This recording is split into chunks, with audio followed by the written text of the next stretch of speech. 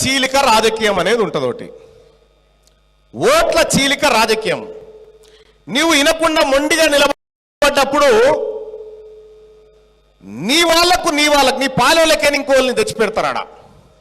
నీ పాలోళ్ళకేం తెచ్చి అంత పైసలు లేవన్నా సరే ఏ కాయిదాలు చెప్పేట పెట్టుకో నేను ఇప్పిస్తా పో అని చెప్పి నీ పాలోని భూమి బీక్తుంది. నీ పాలోనికి నీకు ఏముండదు. ఆ రకంగా మెల్లగా పాలోని దిస్తారు. పాలోని దించి అవి కథం చేస్తారు. ఇక ఇంకొక ప్లాన్ ఉంటుందా. ఇప్పుడు నేను ఒక దొరవారినో రెడ్డి గారినో అనుకోరి, నాకు మెల్లగా నీ భూమి మీద కన్ను పడ్డది అనుకో, మెల్లగా నీ పగబడి భూమి నాదే, ఆయనతో తీసుకుంటే బాగుండనే టైంకి ఏం చేస్తారంటే నిలబడకపోయినావు సర్పంచ్గా ఈసారి అంటారు. మెల్లగా నిలబడకపోయినావు ఈసారి అంటే నా తాన పైసలు ఏమే ఉన్నగా పో, నేను ఉన్నగా పోరాదే నువ్వు చేయిపో అంటాడు. నువ్వు ఉన్నావు బాగానే కానీ మరి ఎట్లనే అంటే నేనున్నా నువ్వు నామినేషనే ఈసారి మనం గెలిచి తీరాల్సిందే అని చెప్తాడు. ఉన్నాడంటే మళ్ళా ఎప్పుడైనా వెళ్ళేప్పుడు అట్లా కాదు, తీరా నామినేషన్ టేస్ట్ టైంకి ఆడ అంతలేవరకు ఇక్కడ తెద్దాం ఆ కాగితాలు తెప్పు అని చెప్తాడు. నీ భూమి ఆ కాగితాలు తీసుకుపోయి ఆడ పెట్టంగానే నిన్ను ఎన్నికల్లో ఓడగొడతాడు. నువ్వు భూమి అమ్మక తప్పది, ఎందుకంటే పక్కపండే ఉందిగా, పక్కపండే ఉంది కాబట్టి ఆ రకమైనటువంటి భూమి బీక్తుంది. ఇదొక రకమైన కుట్ర. అంటే ఒక ఎన్నిక ద్వారా ఎన్ని రకాలైన కుట్రలు చేయొచ్చో ఇవన్నీ చేస్తారన్నట్టు. మీరు కూడా చేయాల్సిన కార్యక్రమం ఏంటంటే నిద్రపోయినట్టే చేయాలి కానీ మేల్కొని ఉండాలి. సుమా, నిద్రపోయినట్టే చేయాలి కానీ మేల్కొని ఉండాలి. అవునా? ఫస్ట్ ఆఫ్ ఆల్ మీకు ఎవరైనా టికెట్ ఇస్తా అని అంటే మీ ఎన్ని ఓట్లు ఉన్నాయి సార్ అని అడుగుకోవాలి. మీ ఎన్ని ఉన్నాయి, మీ తాను ఎన్ని ఉన్నాయి. ఒక ఊర్లో 1000 ఓట్లు ఉంటే 600 ఓట్లు 700 ఓట్లు మా బీసీలు సార్, మీ ఎన్ని ఉన్నాయి సార్ అని అడగాలి. ఎవరెవరికి టికెట్ ఇవ్వాలి? మనము వేస్తే బిచ్చమేయాలి, లేకపోతే లేదు.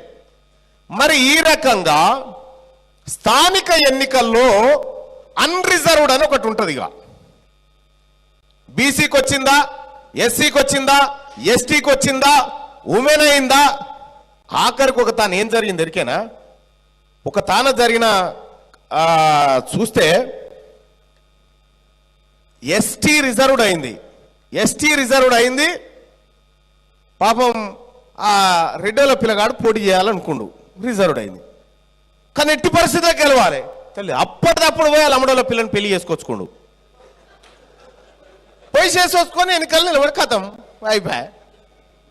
ఎన్నికలు అనేటి ఎంతటి వాతావరణాన్ని సృష్టిస్తే మీరు చూడండి. ఇట్లా చాలా అయినాయి అవుతూ ఉంటాయి. కానీ ఇప్పుడు మనం ఇక్కడ గమనించాల్సినటువంటి అంశం ఏంటంటే స్థానిక సంస్థల ఎన్నికల్లో మన వాళ్ళందరూ ఎంపీటీసీలు అవుతారా? ఎంపీటీసీలుగా బీసీలు రిజర్వ్డ్ అయినటువంటి స్థానాల్లో ఎంపీటీసీలు అవుతారు, ఎంపీటీసీలుగా గెలుస్తూ ఉంటారు. గెలిచిన తర్వాత లోకల్ బాడీ ఎమ్మెల్సీ ఎలక్షన్ అని ఉంటుంది. ఎంపీటీసీలు అంటారేమో బీసీలు, ఎస్సీలు, ఎస్టీలు. లోకల్ బాడీ ఎమ్మెల్సీ ఎన్నికల్లో నిలబడేది ఎవరు నిలబడతారు?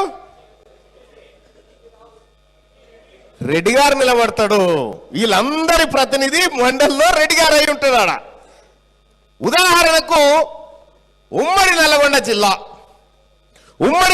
జిల్లా స్థానిక సంస్థల ఎమ్మెల్సీ ఎవరిప్పుడు? కోటిరెడ్డి గారు. కోటిరెడ్డి గారు ఎంపీటీసీలు ఎంతమంది ఊరా అంటే పిడికేడు మంది లేరు. మళ్ళా ఆయన ఎట్లయితుండు అంటే అక్కడ బీఫామ్ అనేది ఒకటి కనెక్ట్ అవుతుంది వాళ్ళకి. మనకు టికెట్ రాలేదా, మనకు టికెట్ అయ్యలేదు. ఏమున్నది టికెట్లో నోటీస్ ఏమున్నది అలా. ఎమ్మెల్సీ ఎన్నికలల్లో 39వ నెంబర్ నాది టికెట్. అదేమన్నా ఇండిపెండెంట్, ఒక్క ఇండిపెండెంట్ టికెట్ తీసుకొచ్చి 7 సెర్ల నీళ్ళు దాపించడం వాళ్ళని.